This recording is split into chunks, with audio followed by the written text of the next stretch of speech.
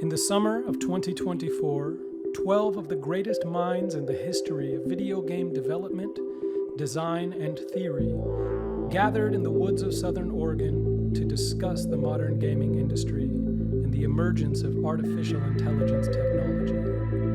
This is a series of conversations between old friends, old men now, men who have shaped the gaming world as we know it today, and whose innovations will continue to influence how we play for generations to come. Episode 12, on video games as learning machines. As much as people are giving stuff away, I realize I have something to give away. This is the deepest essence of my game design philosophy. The trick is in the slogan. Games should be about people, not things. You know, So if you want to throw this away, you're welcome to. Propeller head. the first day that anybody works at Google, they give you one of these too. So with the same basic color scheme. So Yeah, it's a standard With the scheme, and you propeller? get to have your own. Oh, yeah. So Okay. now Chris, you give you these can out sue. after the group photo? Yeah, right. Yeah, we should do a group photo redux with the caps. That'd be Oh great. man, We'll we're have gonna the get a AI lot of put credit it with the in, young don't worry. on a beat cap. Yeah, if we Oh, I didn't didn't- seem I'm sorry. completely irrelevant before, this will do it. Anyway. I see my daughter slowly shaking head. So Sid, we went ahead and talked about your issue about the effects of games, but I think we can continue talking about it. There are still some. We concluded that they had definitely improved the idea of learning by. Well, no, there was disagreement. We disagreed on everything, on whether games improve people's sense that working hard helps you learn better. Notion of subjunctivity, that is, that you can think in terms of what might be rather than what is. Will made this one of the few points everyone seems to agree upon is that games have taught people to think more in terms of scientific method, trial and error with different things in the game. That seemed to generate consensus. But we also talked about the fact that games have not turned out a generation of mass murderers, nor for that matter so much a matter of geeks living in basements playing games. Did I miss any of our? Well, there's debate about that last one. Oh, yes. There's debate. Physical and virtual. Yes. Yeah. Not just items, but relationships. Yes. So, but please, did you have something on that you could add? One, I think it's kind of a global conversation games have created. I mean, it used to be that, there were European games and American games and Japanese games or whatever, and now I think there's a lot of more sharing of the game experience. That's good. You run into something you don't know. Games might well be the one thing you have in common to talk about. But I know it's been a comfort to me in different situations. When I was kind of had to be bedridden for a little while, I would play Minecraft, and I just enjoyed that. And then one other thing is, we had an event called FraxCon a little while back where we brought in fans to kind of talk to the developers, etc. And I saw kind of for the first time these multi-generational fans, like a parent would bring their son or daughter to share a part of their past that they could that their son or daughter could relate to, and they share the experience of playing a game. And I remember doing that with my son, and that was that I thought was powerful. That playing a game with your son or daughter and sharing a cool thing that you can do together. So I think there's a few things that we brought. I want to add. Positive. See, can I add to that one quick thing, and I'll hand it back to you. I play ice hockey, and one of the things that happened was I played at 6 a.m, and so one of the goalies one morning, I sit down on my part of the bench, and the goalie picks up his equipment and drags it over to sit next to me. Goalie equipment weighs a lot, so people that put that down and pick it back up, that's a voluntary action. That's not something random. He sat down and spent 10 minutes with me trying to figure out how to stop his son from scoring on him in NHL 93 days. Just all of what it was about. But at the end of it, he said something to me that was one of the highlights of my life, which was, he said, for me, playing that game has become the equivalent of playing catch in the backyard. Living out in terms of human relationship, I said, if I've done that once in life, that's a pretty good life. I've heard that mothers and daughters playing The Sims together. Yeah, all the time. So I love that those stories. That's actually the best news of all we've done is I think we have created replacements or additions for the equivalent of playing catch in the backyard.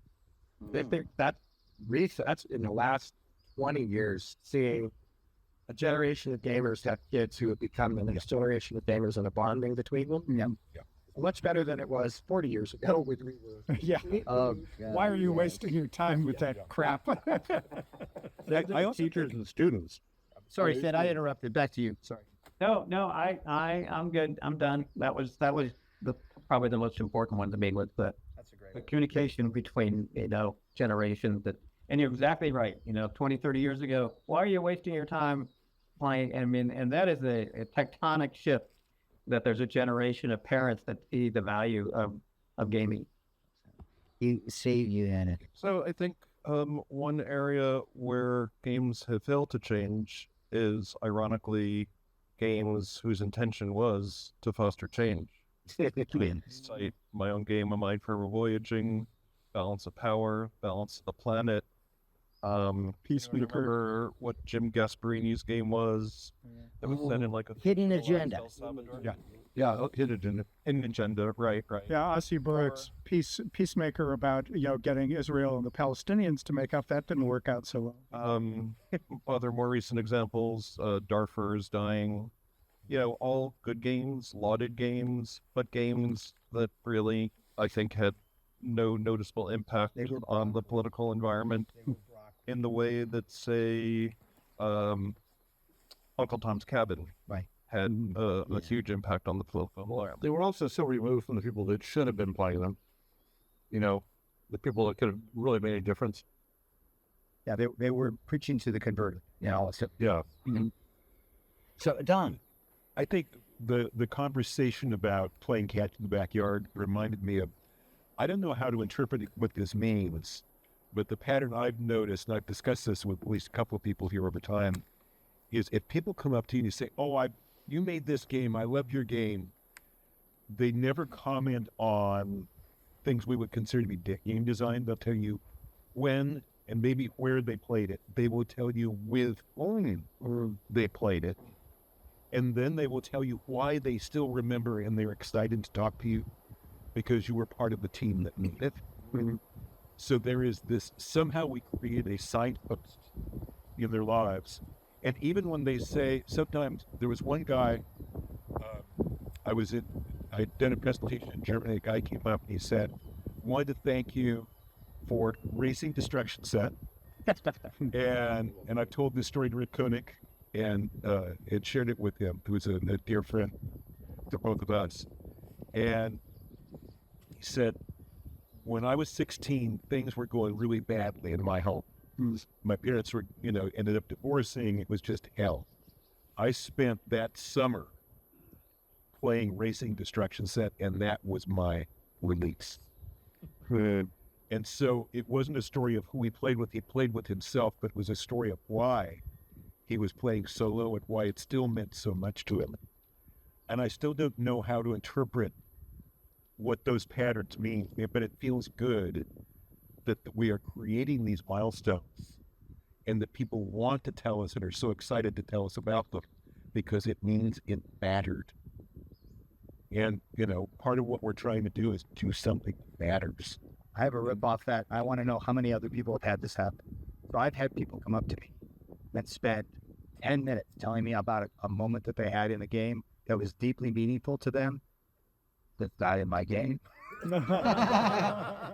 And early on in life, I would correct them. I would spend the time to tell them that, well, that wasn't my game. Maybe it was some other game. I have stopped doing that.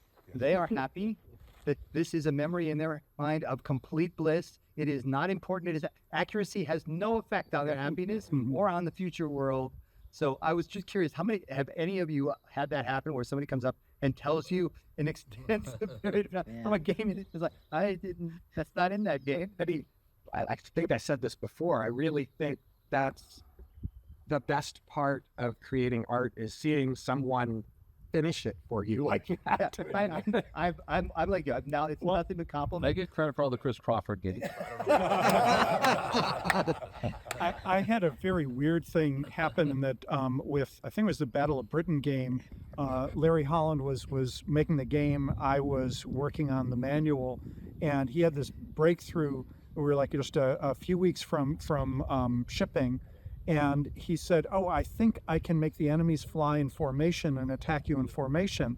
And could you put it in the manual? Because I'm not sure they'll even notice it's happening, and I don't want to put in all this time and miss it." And I said, "Well, how sure are you that it's going to be in there?" "Oh, like 90% sure." And I'm thinking, well, if he's thinking 90%, maybe the real answer is 50%. So I'll tell you what, I'll put in some language that says you may see the enemy attack in formation, and use some weasel words like that.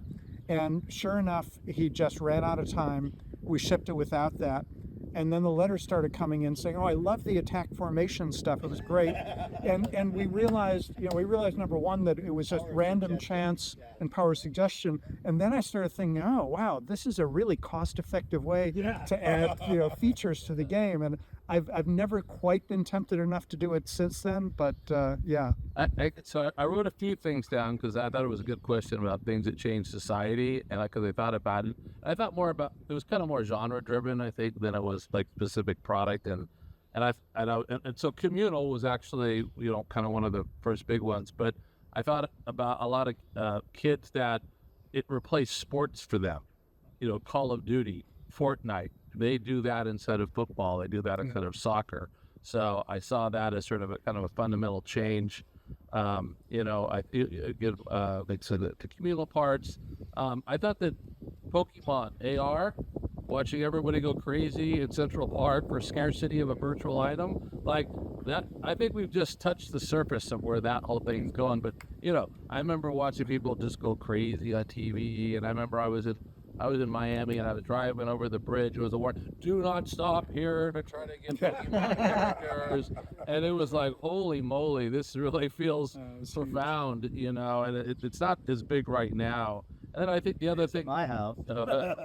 And the other part is just like things like Roblox, where like creators can make money from this stuff. They can do mods, they can make potentially millions of dollars. So I see those as kind of things that didn't exist in the early days that do now.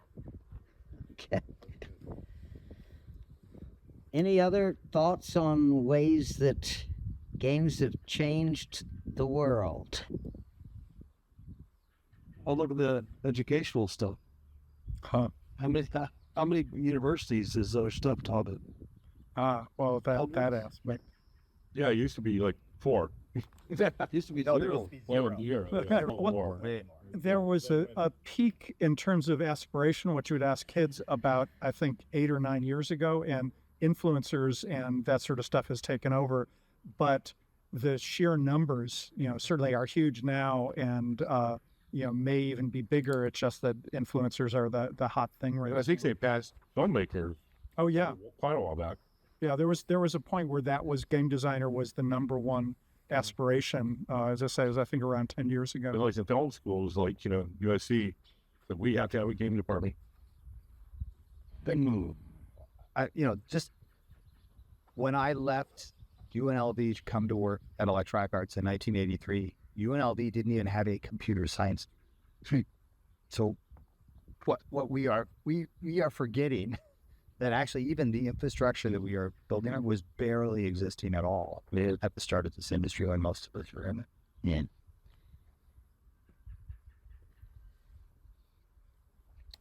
Okay, well, we can now return again to our favorite subject, future of LLMs, I have a suggested question on that, and that is, can we come up with 3 groups of AI applications? That is, those that we're pretty confident really will develop in the next 5 to 10 years. We really will work.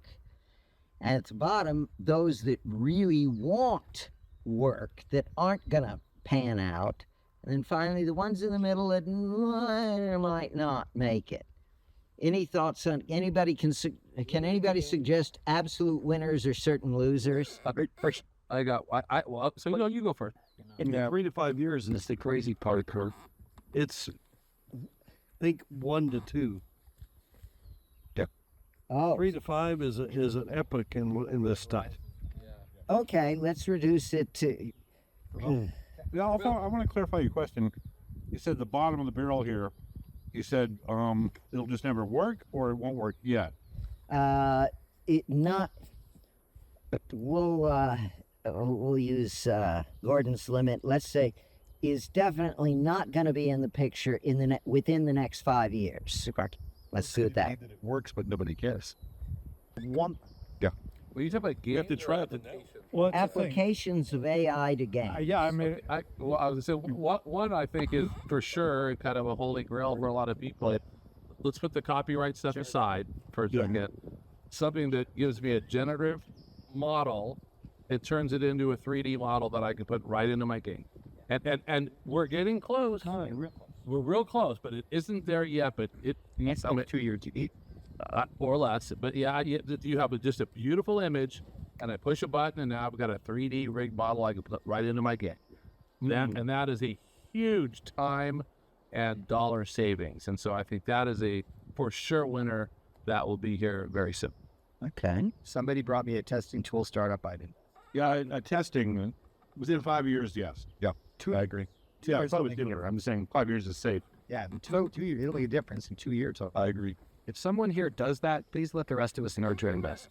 Because I think that's dirty. It's just a slam dunk. Well, it's fake players. Yeah, so we build fake. We don't need fake NPCs. We need fake players. we know to bet on the people making the shovels and pickaxes. Every time I ask AI experts how long things are going to take, and they're only thinking in terms of exponential growth. They're off by like 50% every time. They've been doing the fusion energy calculations at the same.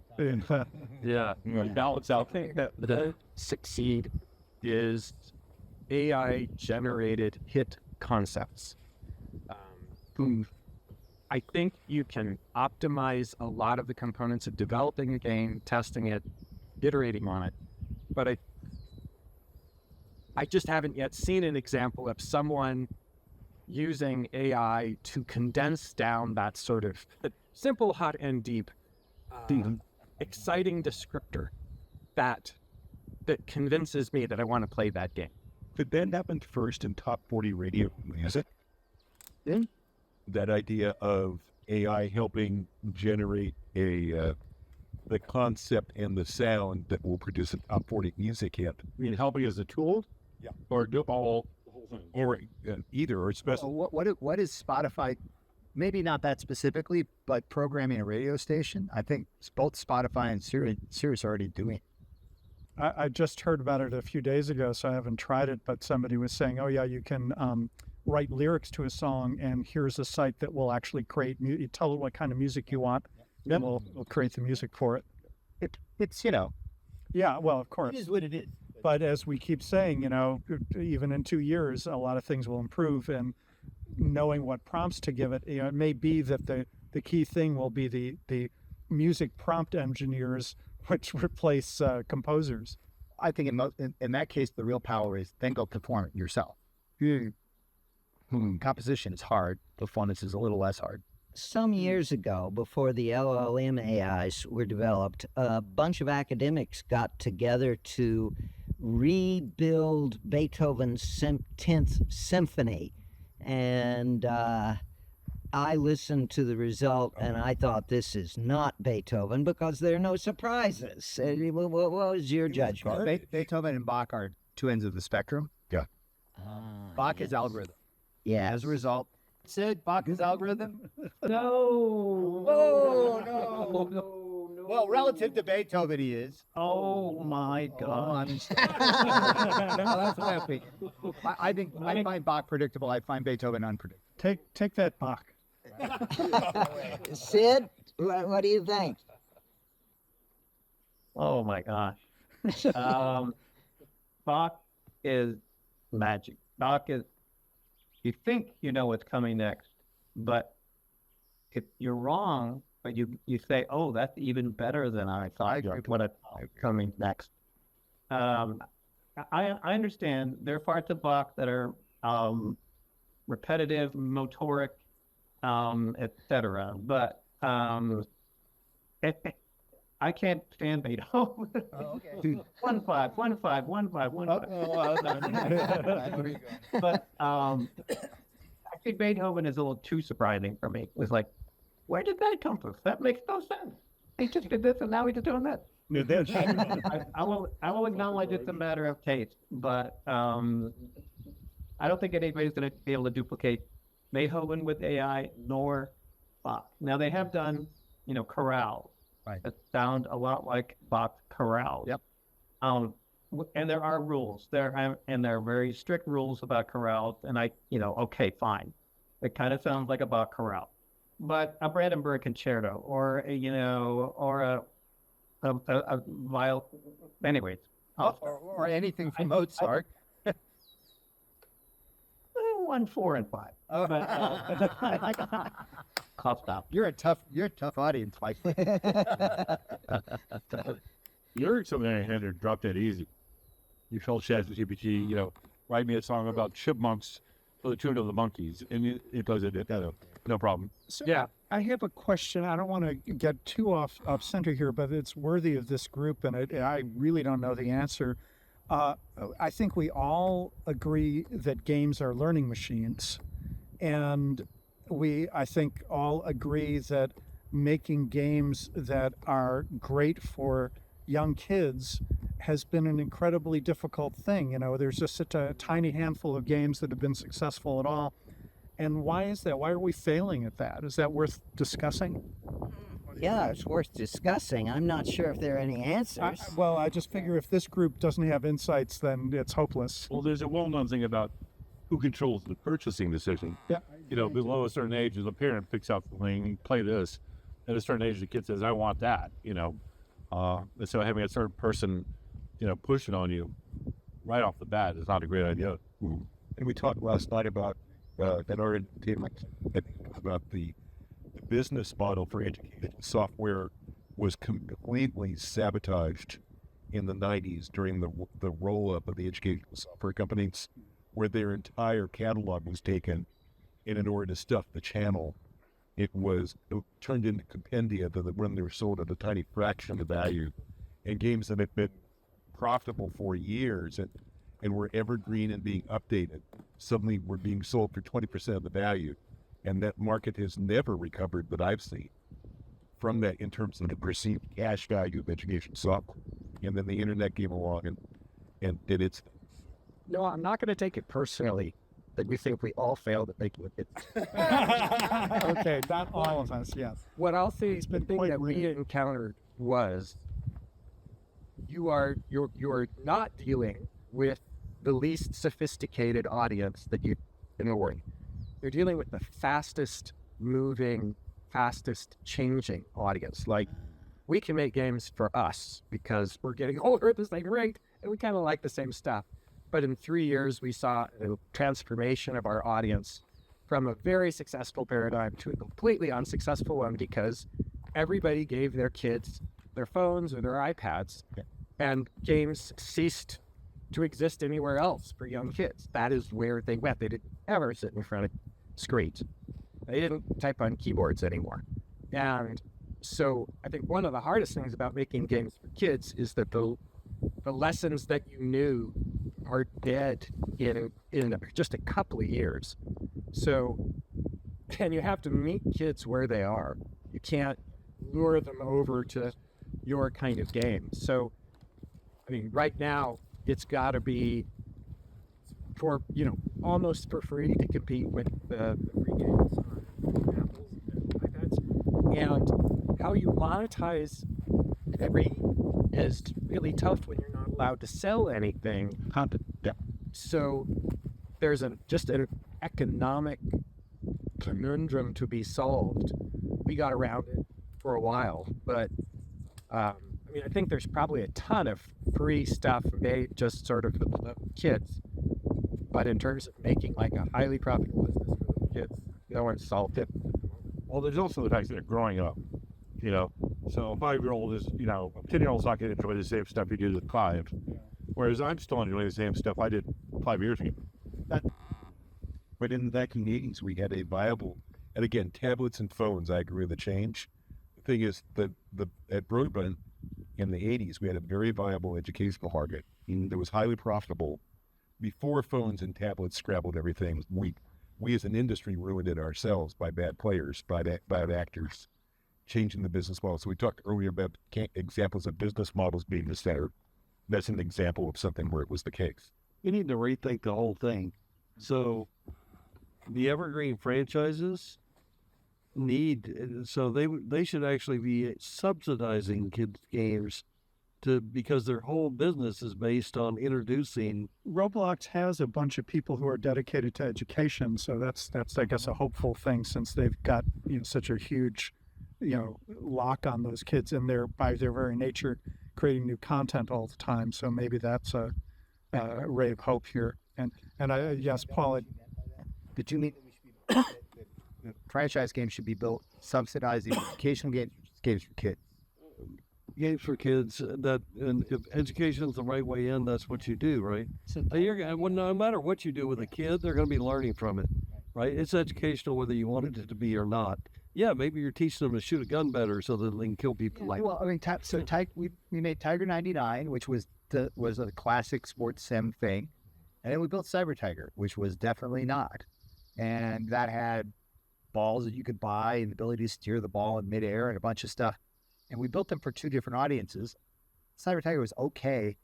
We didn't understand the effect it had until about 2 years later, when almost all of those gameplay feature ideas that we tried in Cyber Tiger leaked back into the main product as that audience grew into the main product. So I guess we have done this a couple times and not recognized the value of it. Well, also unintentionally, we've made gateway drugs to programming. Minecraft, Roblox, have introduced a lot of kids to programming concepts that later really wanted to learn in Java or whatever. Well, think about Harry Potter in particular, right? So Harry Potter was harvesting kids whose parents read them the books or got them to read the books or watch the movies later, right? Now, maybe the game has to do that story. Maybe the game has to deliver that story because they're not getting it from the movie and they're not getting it from the book anymore, right? So if this is their only medium, then, and I think Star Wars is the same way. We were dealing with Star Wars, probably should cut this out too, about doing a kids game for the new, their new era. And they were desperate to do it, even though they couldn't find anybody who wanted to fund it, because they know that their only way that this thing is going to work is that they have to pick each generation up early.